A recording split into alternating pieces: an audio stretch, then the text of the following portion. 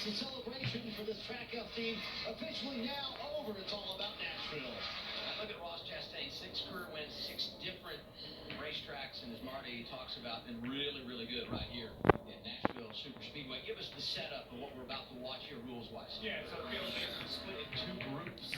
Both groups get 25 minutes each, and then everybody gets combined again, runs 1 lap of qualifying. How fast you are is where you start. No split in the finishing order of the groups. A lot of cars on track already, though. We saw a truck race last night, Xfinity cars today, so this concrete surface already has a little bit of color to it. A lot of drivers haven't mentioned the 5 of Kyle Larson. So good when it comes to Nashville. Good everywhere. So, I mean, it's kind of repetitive. Every track we go to, well, here's a stat. They're better than everyone else's. Just a dominant team. They had a rough go at the 600. You got to wonder, coming out of the Indy 500 experience, the 600 experience, is there much of a hangover? You know he wants to get back to the racetrack, just get back behind the wheel of a race car and go out there and perform. So it starts right here, right now. And, they're working around that racetrack. Things are looking pretty good. You mentioned it. It was a busy day, busy Sunday, Memorial Day weekend for Kyle Larson, attempting the double, which started up in Indiana, right? He went up there, ran the Indy 500, wrecked out, then came down to the 600, and it's just a mistake, a rare mistake out of driving the 5. Loses rear grip, goes around, running near the front, and then later in the day, a little bit wrong place, wrong time, and this ends up ending his day. He thought he was going to sneak by the bottom. That contact damage to the right rear. After that early spin, went a lap down, got the free pass, was back on the lead lap, running right around 20, and thought he had a chance for a nice comeback, and then caught up in that accident, ending his day. He's kind of down the board right now in 12th overall as these cars are all starting to run faster. And stuck behind this 41 here, Cole Custer. How about this? Carson Postcard kind of picking up where he left off. So good in the 600. Ends up having an engine expire. Was frustrated on the radio. I said this last week. I'll repeat it again. I don't care what the stats say and the finishing order says for Carson Postcard. What happened last week? His ability to run up front all night long. All those restarts. All those opportunities around some of the biggest stars. Right there is when the engine finally let go. He's a better race car driver running here, Dale, with that experience he had last night running up front. Yeah, it's got me excited about what's to come with this driver. What happens as he's starting to build toward the playoffs? Can this team secure themselves a spot in the playoffs? I think that'd be a big surprise to the season. It's more fun each and every week as he continues to build confidence. The team's got a lot of confidence. They continue to run better. He ran 16th here last year, so a pretty solid run in the race this past season. But and he's only 32 points out of that bubble. I know they're probably looking at winning a race to lock themselves in. Nobody's came from that far back at this point in the season to point their way in, but this team can do it. Go to Chris Buescher, driver 17, and they had a good week off track because a portion of that penalty that they had received post-Kansas was amended. They've got themselves right back in the game when you talk about that cut line. Simple enough. There were 2 infractions post-Kansas. One had to do with the nose of the race car. The other had to do with some block-off plates that work around the exhaust.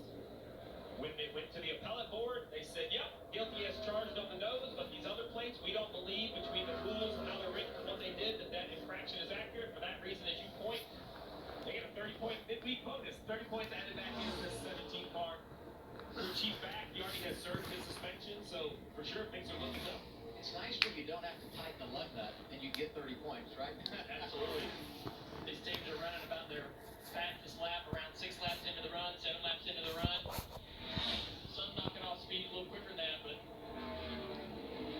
here's what you've been talking about, Dale, and just how tight it is. 27 points separate Stenhouse down to Nemechek in 24. And I'll tell you that a lot of those drivers that we see on that list, they all watched that Buescher penalty turnover, and they did not like it because they were in such a better shape just racing amongst each other. Now you've thrown another guy in the mix, and that's disappointing. I know they probably wouldn't fit that penalty, but they all know now that Buescher is a very accomplished driver that can go in there and point his way in if he doesn't get to win. So they're all looking at that bubble. They're going to outplay it over the next couple of weeks. We're going to ask them about it, but it's absolutely the most important thing going on in their sport and their year right now.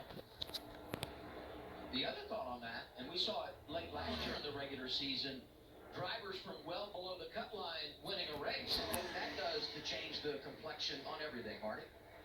Adam, 5 minutes ago, A.J. Allmendinger's car was on the grid. He is in Group 2, not this group, but then NASCAR officials made them come back to the garage area, and they're making them go back through the inspection process. I talked to crew chief Trent Owens a moment ago.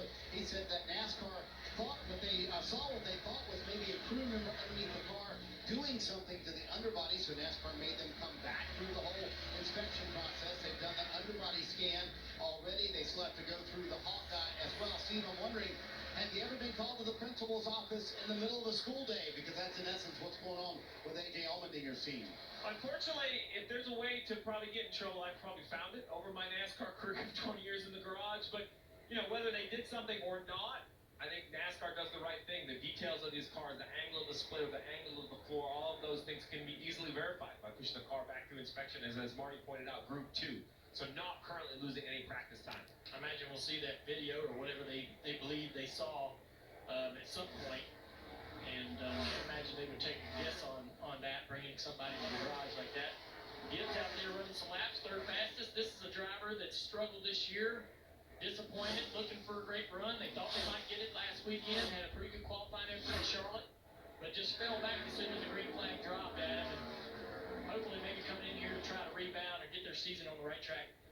No doubt he's been frustrated. He talked about the disappointment last week, and maybe what even heightens his disappointment is the fact that his teammates ran really well when you look at Joe Gibbs Racing in Charlotte last week. Yeah, Joe Gibbs Racing hadn't had the best mile and a half year, but I thought they really did turn it around, to your point, but the 54 was still just a step behind his teammates. 8 minutes into Group 1 practice at Nashville. Hocevar top of the board.